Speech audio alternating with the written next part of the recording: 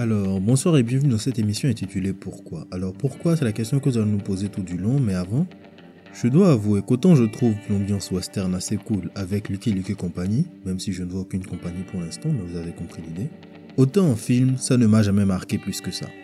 J'en ai suivi de très bien, mais ils ne m'ont pas marqué au point de les recommander chaudement comme, je ne sais pas moi, un Nicky Larson ou Three Billboards Outside Ebbing, Missouri. Sacré long titre, il faut le dire.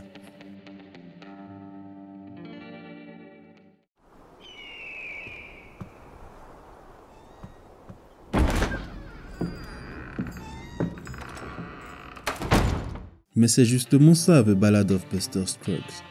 Une série d'anthologies au Far West comptant 6 histoires compilées en un film. Comme dans la plupart des séries d'anthologie, les temps des épisodes varient grandement d'une histoire à l'autre. Je ne vais pas m'étendre dessus, on a déjà parlé en anthologie l'épisode précédent. Je me suis lancé dedans parce que c'était proposé par Netflix et on se fait très tôt happer par Buster Scruggs dans la première histoire, légère et jouasse, qui frise la comédie musicale avec des gags visuels très cartoonesques pendant que des gens meurent à l'écran. Le contraste est très marqué entre Scruggs et son environnement par son soin, ses vêtements clairs, son vocabulaire recherché, son goût pour le chant, bref, divertissant sur 20. Juste après, on tombe dans quelque chose de plus familier avec l'Ouest est hors la loi.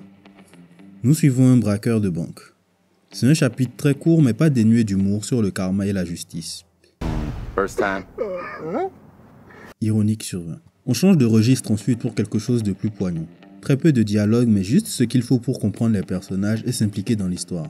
On ne vient pas te couper des oignons sous les yeux pour provoquer des sentiments et ça fait plaisir. Triste sur 20. Retour dans l'ouest de la chasse alors cette fois pour suivre un orpailleur inspectant la nature dans sa quête de richesse. Gros charbonneur, à la fin du chapitre vous pourrez dire qu'il a de la veine. Balthazar Picsou sur 20.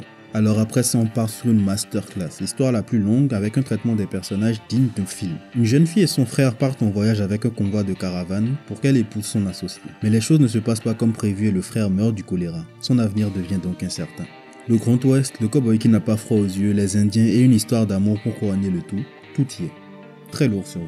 Et pour le final, 5 personnes très différentes qui voyagent en calèche pour Fort Morgan. Une excellente conclusion à notre film que je vous laisse découvrir. Point final sur 20. Je vous ai fait un résumé des différents chapitres du film, mais une question subsiste. Pourquoi suivre ou pas The Ballad of Buster Scruggs? Vous avez un film de 6 chapitres qui n'ont rien à voir entre eux, du bon cinéma visuellement parlant aussi en termes d'écriture, un jeu d'acteurs convaincant qui réussit à vous plonger dans chacune des histoires, de l'émotion et de la caractérisation distillée un peu partout. Malgré toute ma bonne volonté, je n'ai pas pu trouver un point que vous pourrez juger négatif outre mesure. Alors, ma note?